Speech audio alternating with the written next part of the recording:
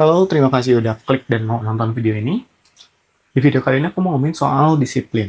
Jadi, beberapa waktu lalu aku baru ikut komunitas buku Breed buat pertama kali offline, dan waktu itu bahas soal on character. Aku lupa penulisnya siapa, pokoknya kalau nggak salah general.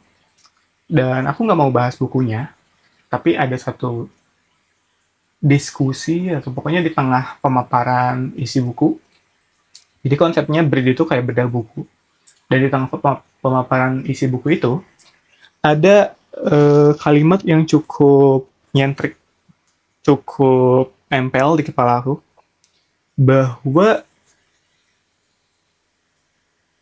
kalau misalkan kita diminta menulis 10 kriteria untuk sukses, kemungkinan isi kriteria tersebut itu akan mirip satu sama lain. Dan kemungkinan besar, di antara 10 kriteria itu kita akan menulis disiplin. Dan setelah ngobrolin itu, ada satu diskusi yang intinya ada kalimat keluar, disiplin tuh nggak sulit. Salah. Disiplin itu nggak rumit, tapi sulit. Nah, itu kata yang cukup terngiang-ngiang di kepala aku, karena aku cukup yakin setiap dari kita tahu bahwa sukses itu perlu disiplin. Dan memang sulit. Disiplin itu sebenarnya sangat simpel, tapi proses dalam menjalani disiplinnya itu yang sangat sulit. Per kamu nonton video ini, mungkin aku lagi nyoba konsisten upload setiap hari video-video random, apa yang ada di kepala aku. Nggak aku edit, pun kalau lagi niat ngedit, paling aku tambahin caption doang, biar lebih enak aja kali aja yang nonton, nggak beneran nonton gitu, maksudnya nggak cuma dengerin tapi sambil nonton, nah ada captionnya juga. Dan aku naikin volume dikit di CapCut, karena biasanya hasil mic-nya tuh nggak stabil buat sosmed. Udah gitu doang.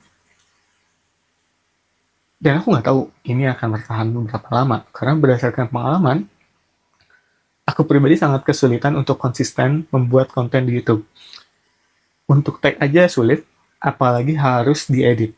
Makanya sebetulnya kalau dipikir-pikir, orang-orang bisa sukses di YouTube itu juga effort dan dedikasinya itu bukan main.